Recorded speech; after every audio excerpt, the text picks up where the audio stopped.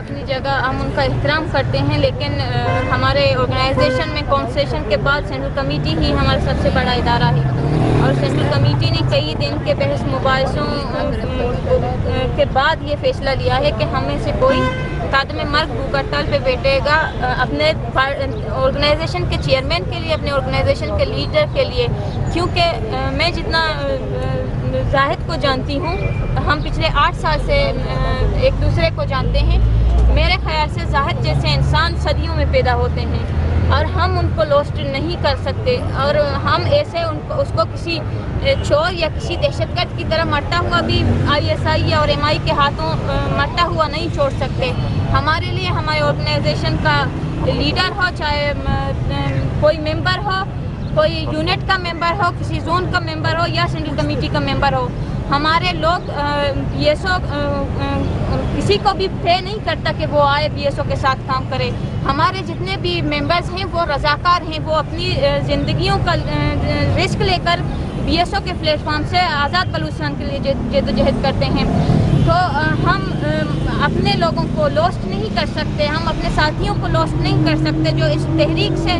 जो इंसानियत के स्लोगन से, जो अपनी ज़मीन से मुखलिस हों। ऐसे मुखलिस लोग ऐसे ही पैदा नहीं होते,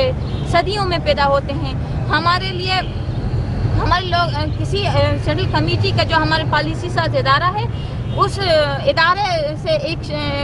एक दोस्त को लाके यहाँ मरता हुआ छोड़ना हमारे लिए भी बहुत तकलीफ अमल है, लेकिन हमने ये अमल दुनिया को झंझोड़ने के लिए लिया, ये कदम उठाया है। हमने UN को झंझोड़ने, क्योंकि कल को यही जौहर कहीं भी पाकिस्तानी फोर्सेस को मिलता तो उसको शूट करके मार देता और दहशतगर्दी के खाते में डाल देता, लेकिन जौहर का ये अमल आज जो यहाँ पे बैठा हुआ है, ये दुनिया को झंझोड़ने के लिए है।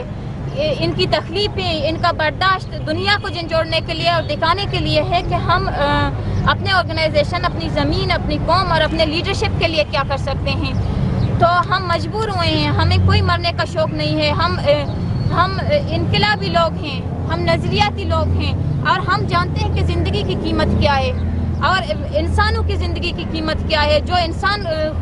खुद को पहचान जाए, जो खुद को पहचान जाए कि उसका मकसद क्या है, उसकी ज़िंदगी की कीमत क्या है, हमें अच्छी तरह पता है। हम किसी को ऐसे गवा नहीं सकते, लेकिन हम मजबूर हैं और हमें मजबूर इस रियासत ने किया है कि हम